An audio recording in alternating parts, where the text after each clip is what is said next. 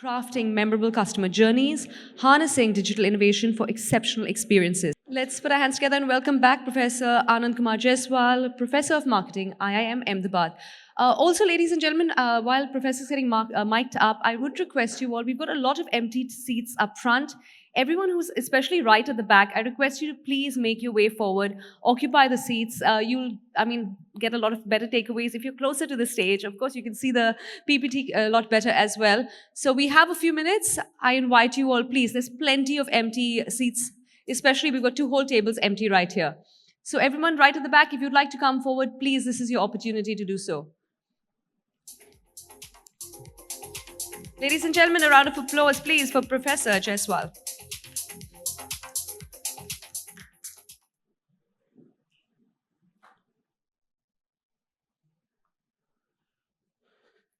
Okay, so I'm back again, and I will talk about another element of innovation. So in my last talk, I was talking about experience, creating unique experience, but that was essentially creating high-end, aspirational, premium experiences for affluent consumers. So we say top of the pyramid, so not everybody in India, probably 0.01% of Indian or 1% of Indians can think about visiting Starbucks, for example.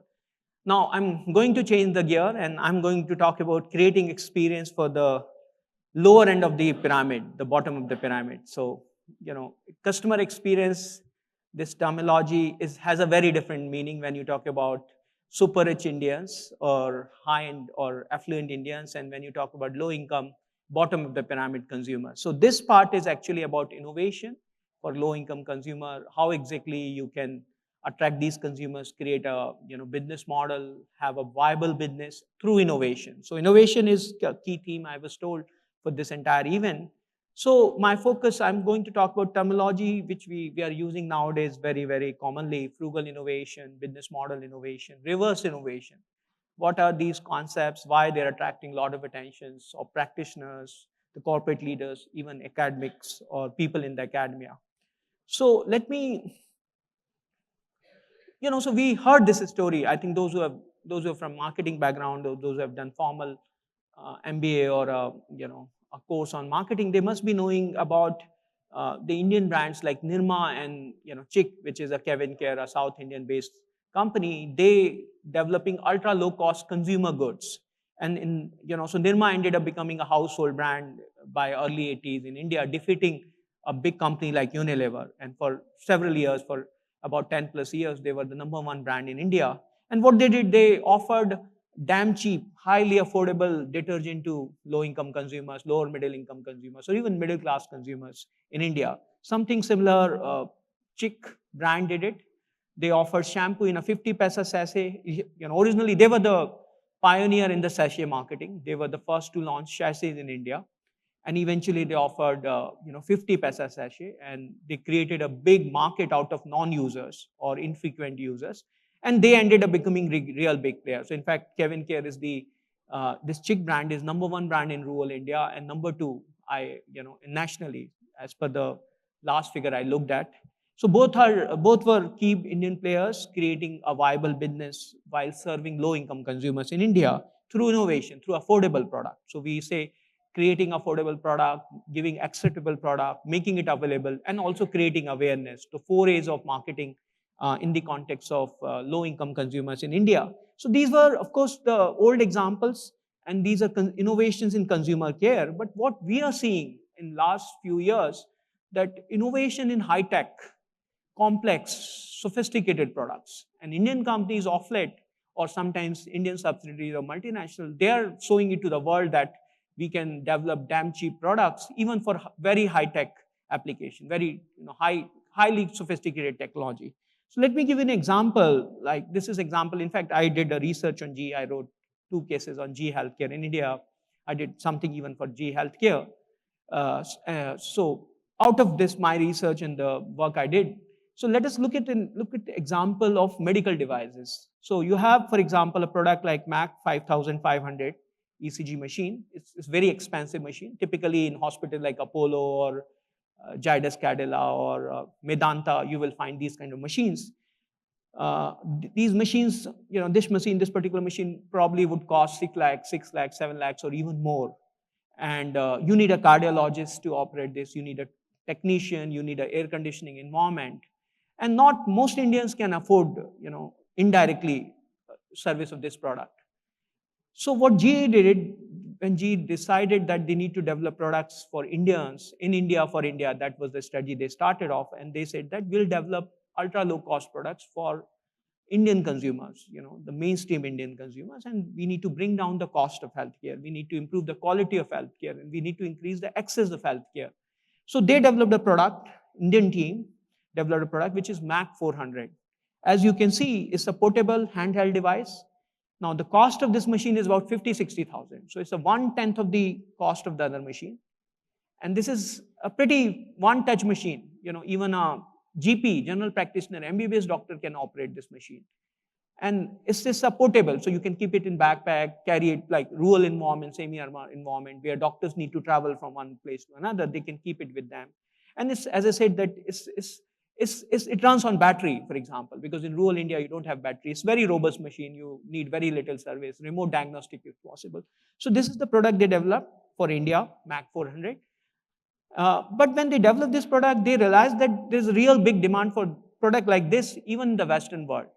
So they upgraded, so they added some features like in Western world, you need medical transcription, or you need to record the medical history. So you need USB or wireless connectivity. So they added some features, and they started selling this in the European and North American market. And what they found that this product is a big hit there. So this was originally developed for India, and now it's sold as a Mac 800, and that's a big hit. So the first example, when you're developing Mac 400, this is an example of frugal innovation. But when you take these innovation to the developed world, then that's an example of reverse innovation.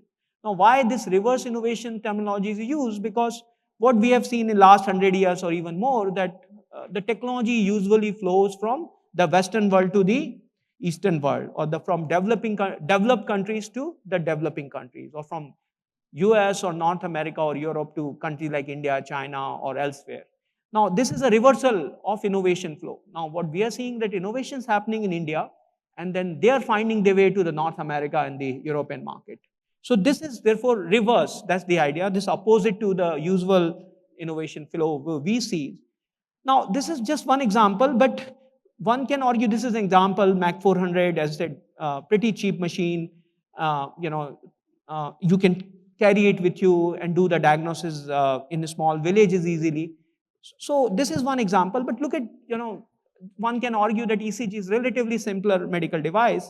Now, this is the 25th low cost or ultra low cost healthcare product developed by GE in India, and this is the PET-CT scanner. I don't know whether you know this product or not. This is used for cancer diagnosis, cancer staging, and cancer treatment planning.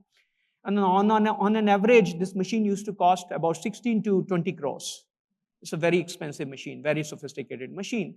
Now, using the same approach, same platform, Discovery IQ was developed by GE in India.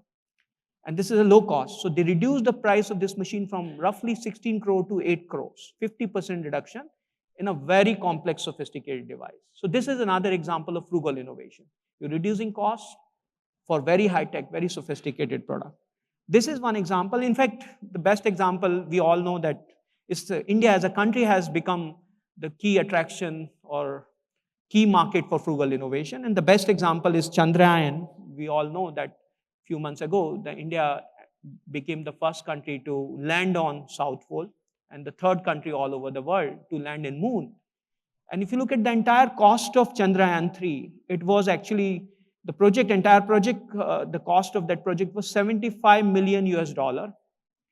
And this is said to be half of, a cost of making Hollywood fiction on space. Not actual, if you look at the typical money NASA spends for, sending a, unmanned vehicle to Moon, 1/10 or maybe 1/5, 1/20th of that.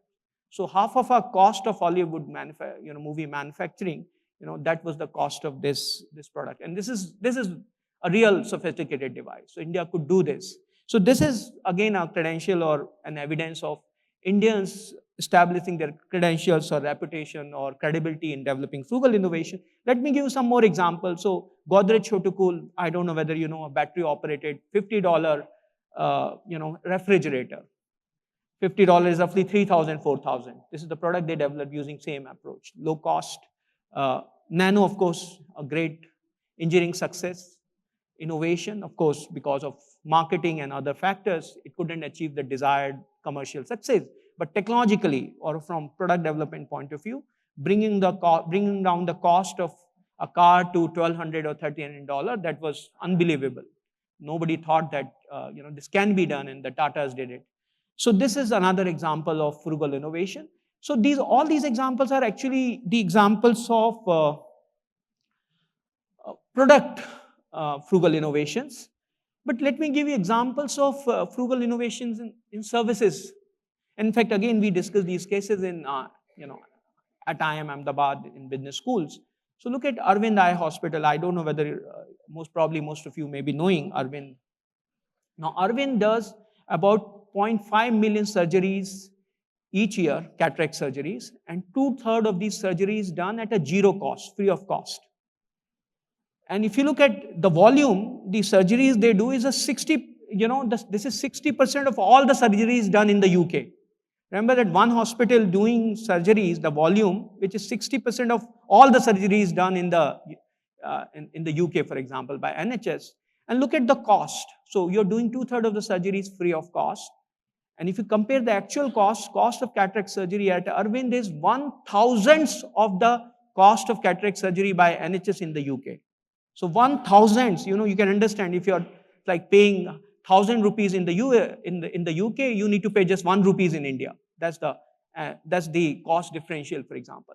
Now, when you are reducing costs to this low level or dramatically, you're not compromising on quality. That's the best part of frugal innovation. Like when you're sending, unmanned vehicle to moon, it should not crash, it should land. That's the idea. It's not that you're compromising on the cost.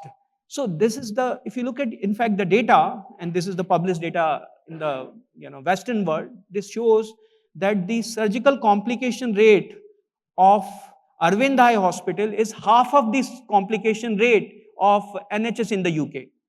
Remember that they're costing 1,000 more, and their clinical quality is half of the quality delivered by Arvind. So this is the idea, reducing costs but without compromising on the quality. Now look at Narayana Hridyalaya.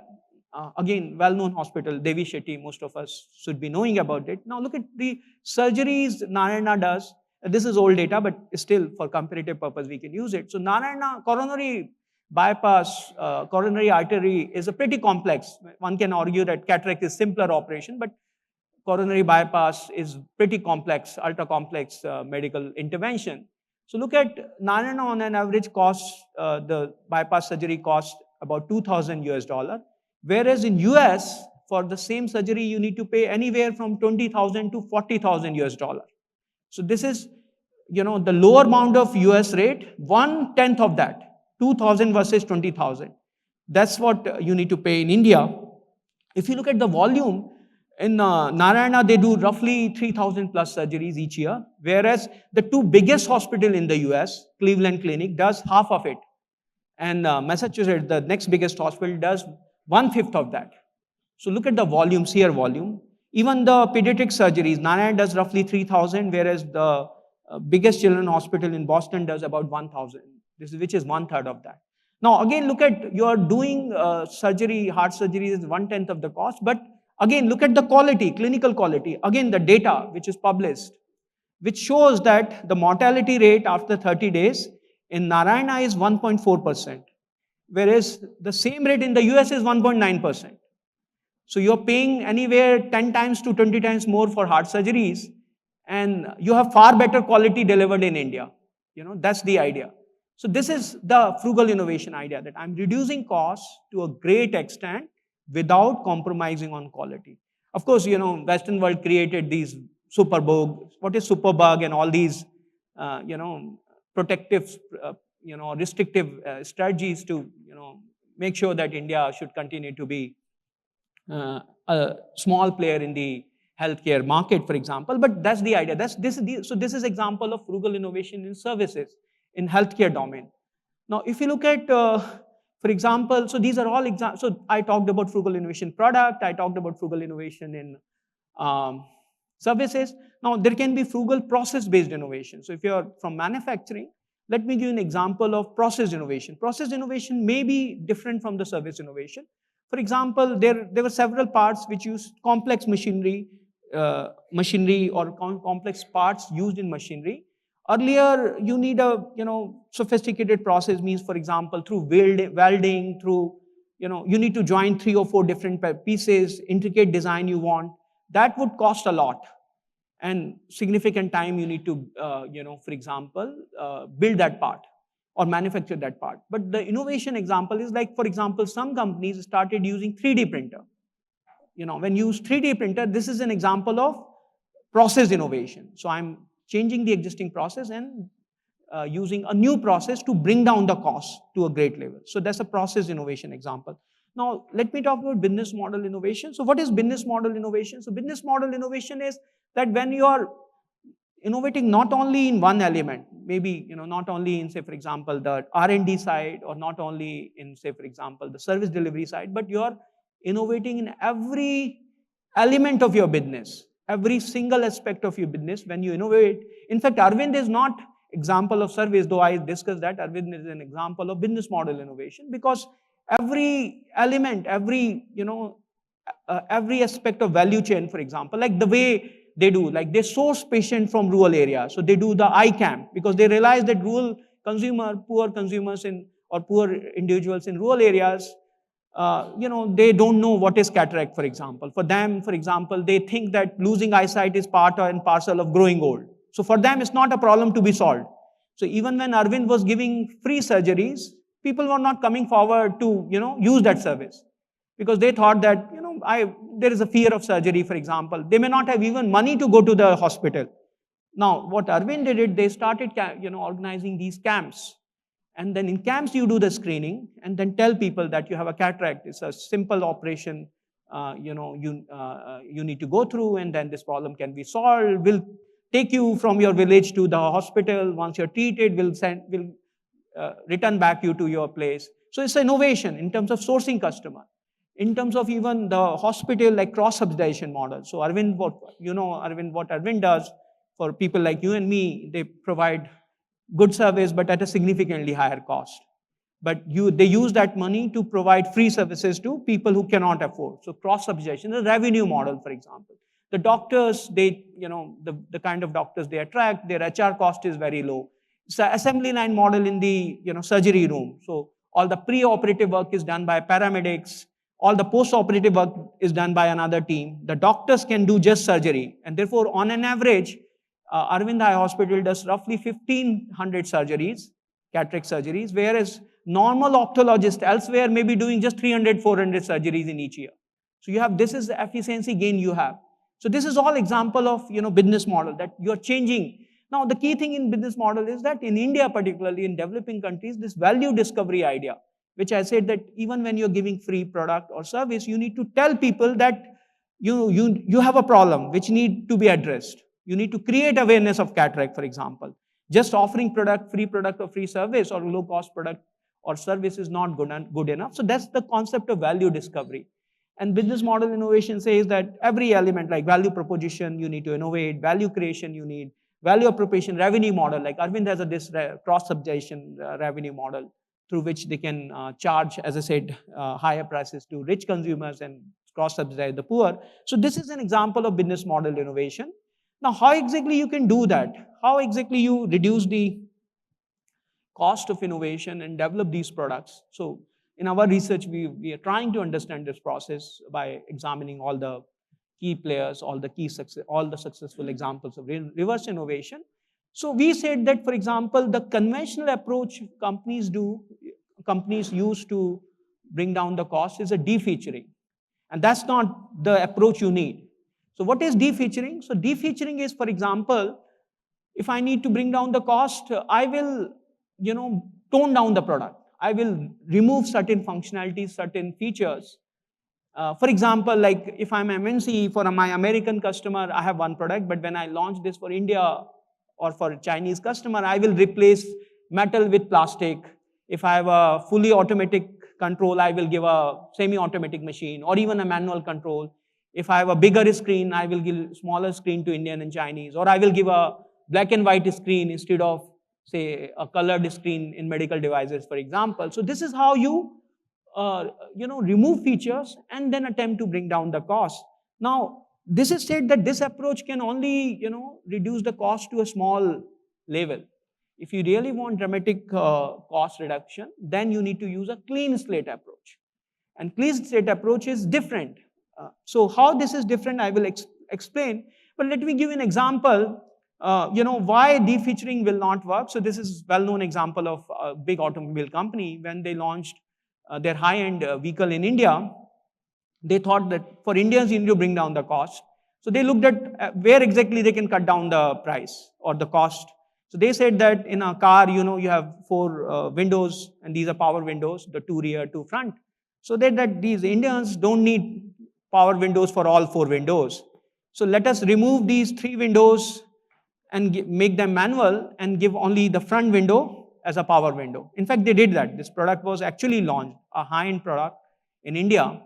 This product was launched, and this product proved to be a disastrous product in the Indian market. Firstly, with this approach, you could reduce the price to a small level only, and in that process, you made this product no more usable or not meeting the needs of Indian consumers. For example, you all know that in India, even if you're a middle-level executive or senior-level executive, you can easily afford drivers. In India, in US, you need to be super rich to have driver, but cost of human resources is too low. So everybody, generally having a car or a middle-range car can easily have driver. So in that case, think about this product. A driver sitting in the front or driving the car, he is using a power window, and his owner sitting at the back, he is doing that ghumao thing, means using the manual window. So this is the idea. This is the problem of defeaturing, that when you're defeaturing, you're making that product no more acceptable or no more attractive to your core segment. So this is the idea that you need a clean slate approach, and this is what GE did it. This is what many other companies realized that they need to, whether it's Narayana or Arvind. So what is clean slate approach? So the clean slate approach is that this is not defeaturing. This is starting from the scratch. Now, what is the starting point in this case? So starting point is forget the existing solution, forget the existing products. So we say it's an unlearning process in our product development. Don't think about what products currently exist or what solution exists. Just look at what consumer want. And we say that you need to look at understanding consumer needs, independent of the current solutions available in the market. Now, that's the starting point. Then the second point is, of course, with multinationals or GE subsidiary, you have this flexibility of taking anything from the parent, because parent has all the technology, for example. So GE, for example, give this flexibility to Indian subsidiary that anything you want from our technological reservoir or our R&D bank, for example, you can take it. But at the same time, you have flexibility. If you don't want, that is also. If you want to use in-house components, part, softwares, application, you have full flexibility to do that. Now, what they did, for example, they also realized that they should also be willing to take anything from elsewhere. So let me give an example of Mac 400, the example I was giving. So originally in Mac 5500, the ECG machine which is sold in high-end hospitals, the printer which is used, this is damn expensive printer, is developed in the first world, where you have air conditioning environment, dust-free environment. Now, first, the cost of printer is too high, but if it breaks down, then it's not easy to repair that. Now, what GE realized that, again, if you need to bring down the cost to 1/10 level, you need parts which are very cheap or easily serviceable, easily available. So what they did, they found that the printers which are used in the ticket vending machine Indian buses. So, I think many of you would have traveled in Indian buses, the kind of roads we used to have before Nitin Gadkari came in. In those buses, that dusty environment with a high temperature, these printers work well, reasonably well, or pretty well actually. They're damn cheap, and they're pretty robust. And most important, if they break down, you can easily find parts, repair it easily. So they realized that why to use that expensive printer? Just replace that printer from the printer used in the ticket vending machine. So this is we call repurposing in the product development. And GE was willing to do that. They said that this is the approach we needed. Similarly, for rural areas, I said there's no electricity or there's no irregular electricity, so you need to give battery backup in your machine. Now, again, you need to bring the cost of battery backup to real low level. So they realized that there's no point in developing this internally, because if you do this, the cost of product development will go up significantly, and then of course you need a lot more time to do that. So they decided to use the battery technology which is used in smartphone. Now smartphones, you have 10,000 rupees, 8,000 budget smartphones, they give you pretty good battery backup. So this is a repurposing, idea that if I need to bring down the cost, I'm willing to take part from anywhere. So this is what they did. They used this batteries or the battery technology used in cell phone, and they use this in the ECG machine. So this is how you can bring down the cost. So this is the last element, that adopt or take anything from elsewhere if required. Of course, they also realize that sometimes you need to use very expensive parts. How much time I have? Yeah? 4 minutes, 50 seconds. Okay. So you should be also willing to use high cost parts or material. For example, look at in India, or in healthcare particularly. In US, they have this culture of use and throw. They have extraordinary high sensitivity for hygiene, safety. So every part, every machine, wherever possible, they use it for one patient and they throw it after that. Like baby warmer, you need to measure the temperature of babies, infants. In US, they use temperature sensing device or thermometers for one baby and then they throw it. But in India, given the, of course, the economic condition of people here, the doctors use the same thermometers again and again. They just sanitize and then till it breaks down. Isn't that now what they decided, that if this is the case, we need to build thermometers with a material which is not breakable. So they use Kevlar, anti-ballistic material, Kevlar, which is used in bulletproof jackets. So they decided to make thermometers of Kevlar, which is very expensive. But that's helpful, that's required, because doctors are going to use that thermometers again and again, because that's the behavior they have. So if required, you're willing to use high-end or high costly or costly component also. And of course, key element in for example, organizational structure. So for the first time, what GE did it, again, we can learn from GE that India, for the first time, they started treating India as a separate P&L account.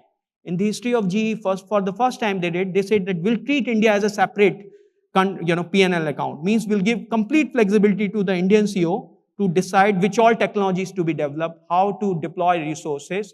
Every single freedom for technology development, for product development should be given to the Indian operation. So they came up with this idea which they call in India for India. So they said that if we need to develop products for Indian consumers, then they need to be developed here only. If you attempt to develop in the US and then break down them, then that General Motor thing kind of happens. So this is the idea. So this is that you need a different organizational structure where the Indian team is empowered to take all the decisions related to product development. In fact, the Indian CEO KPI is not usually, if you talk to, and in fact, we have seen if you talk to Indian CEOs of multinational, 90% of them will say that the key KPI from them is additional sales. The parent want additional sales, additional revenue. That's what they want. They are never held accountable in terms of how many new products they have developed, how many new technologies they have. So that's not part of their KPI. That's not the part of metrics they use. But GE changed that, and GE said that now onwards, we will evaluate Indian senior leadership in terms of the number of technologies we have developed for Indian consumers. So this is a change in the organizational structure. They brought in to facilitate this frugal innovation idea. So these are the principles I talked about. I already talked about, like in rural India, for example, you need machines like battery backup. Again, I can give you an example. In GE, the products they have for US, they have typically, like in India, you have whatever 220 voltage or watt, for example. So you need a cushion of 50 or 50 plus or 50 minus. Typically that's the kind of product they develop for North America and Europe. But when you develop product in India, this would be 200 plus 200 minus. That's never imagined. So for them, it's a big eye opener for a product manager sitting in the Atlanta or elsewhere in the US, that In India, the voltage can come down to 50 or it can go up to say 500. That's the allowance you need. So this is the Indian environment. You need to build in that kind of robust functionality or features in the product. So that's the idea, right product characteristics. That's the second principle I talked about. This is, I don't have time, but I will just use 2 more minutes and with this I will close. So here, this is a new project I'm working on with my collaborators from the US. And what we are saying that this reverse innovation is not a good term to use because this is not a reverse, it's a restoral of innovation flow because, till about 16th or 17th centuries, most of the innovations actually flew from India to the world. Only in 18 to 2000 or the early part of 2000, that 100 or 50 or 200 years, we have seen the innovations flowing from the Western world to India. But before that, the innovation were actually developing, or India was the key center for innovation. So what we are seeing is a restoral of innovation. So let me give you a quick data. This is about the GDP contribution of India in the worldwide economy. So if you look at figures, this is from the last 2000 years. And if you look at till about 18th century, India's contribution, this is the orange line you can see, was roughly about 35%. So India used to be 1/3 of the global GDP used to come from India till about 18th century. And if you look at from that point of onwards, the India's contribution started coming down. And just at around that time, the Britishers invaded India. And if you look at from that point of view, the Britishers started becoming richer and India started becoming poorer. It's a complete, it's a reversal of. So from that, if you look at Western Europe, that going up rapidly and the India's share coming down. So our hypothesis is that, the GDP contribution and innovations are always correlated. So if India was contributing to 1/3 of the GDP of world, this must be, that India must be innovative countries. Then only you can, usually in most cases, except, the reason like oil producing countries in Gulf countries. Otherwise, the innovation and the GDP, per capita GDP is correlated, very heavily correlated. So therefore, in India was a, center of innovation. And in fact, if you look at nowadays India's, all the companies having very high GDP, they're spending on the innovation or R&D is very high. This is the data. So these are some examples just to substantiate that the innovations developed in India in the first 1600 or 17 years of century. And therefore, we are arguing that, like, just for example, of course, one may or may not agree with that, but look at the ancient literature which says that the surgical instruments used in India for dealing with problems such as cataract, for example. Now, one can argue that this may be a work of fiction, but when somebody is describing 20 different types of instruments, then this is difficult to believe that this is just a fiction. So with this idea, we are saying that this is not a reverse innovation, but this is a restoral of innovation flow. And probably what we are seeing, the trend, early trend, that in next 30 years, 40 years, the Indian companies or Indians are going to dominate in the world economy, and the frugal innovation is the way ahead for us. So I will stop here. Thanks for giving me this opportunity to.